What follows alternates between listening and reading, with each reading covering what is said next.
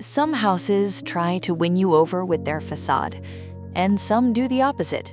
They win you over by the way you move through them.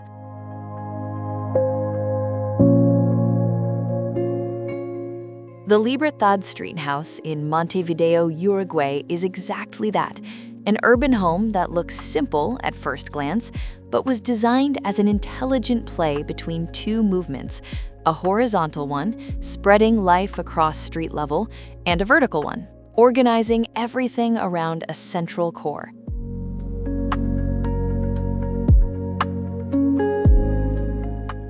The first major idea is almost immediate. The ground floor works as one large, continuous open space at street level. Instead of separating the living room, dining room, and kitchen into small compartments, the house extends domestic life as a single plane, as if life were a line that runs without interruption. And what's most interesting is that this line doesn't stop at the wall, it continues outward. Then comes the second movement, which completely changes the experience, verticality.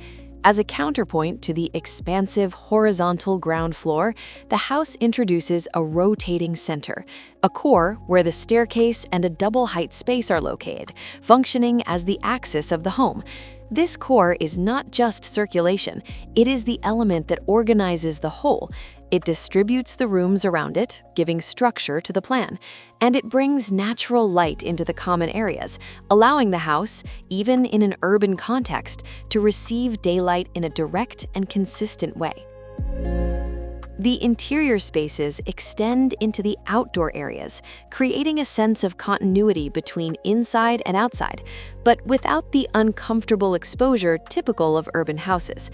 Here, this transition is mediated by green areas, like a filter that reduces noise, provides privacy, and turns the exterior into a real part of everyday life.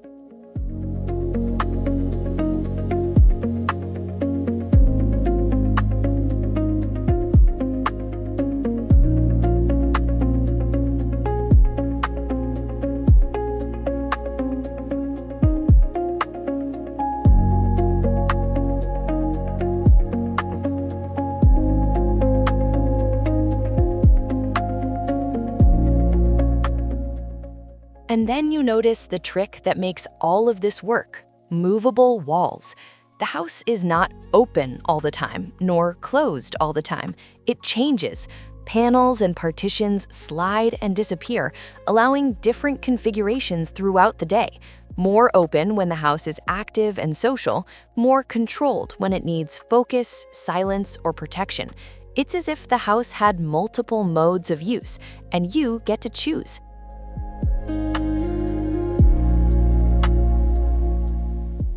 This vertical void also intensifies the relationship between the two worlds of the house. Below, collective, social, everyday life. Above, intimate, private, and reserved spaces.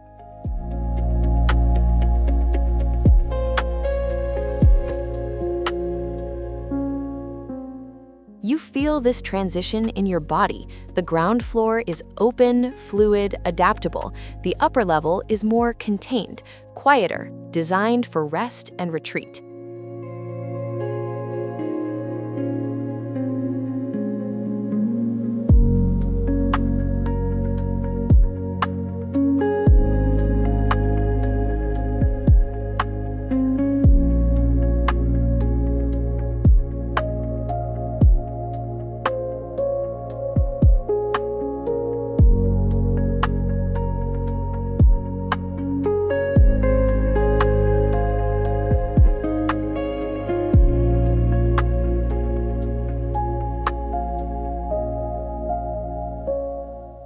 And as if the house were an instrument, materiality reinforces all of this. The structure and main surfaces rely on a very firm gesture, exposed, reinforced concrete, continuous, almost like a single mass. This gives unity and presence and creates a sense of urban solidity. But to keep that solidity from becoming cold, an essential counterpoint appears: wood. In the floors, and especially in the movable elements. It's as if concrete were the body of the house, and wood were what you touch, adjust, and transform.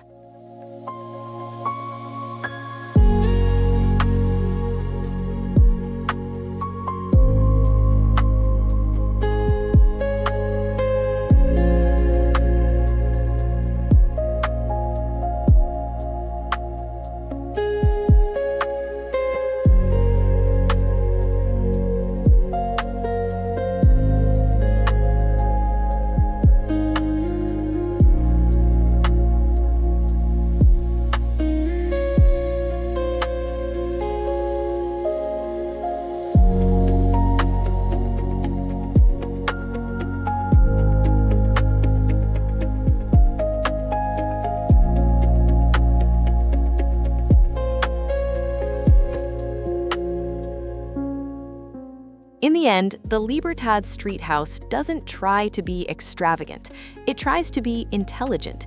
It shows that an urban house can be open without being exposed, flexible without being chaotic, solid without being heavy, and that when architecture understands how people truly live, it stops being just form and becomes a living system, one that adapts, breathes, and changes along with those who inhabit it.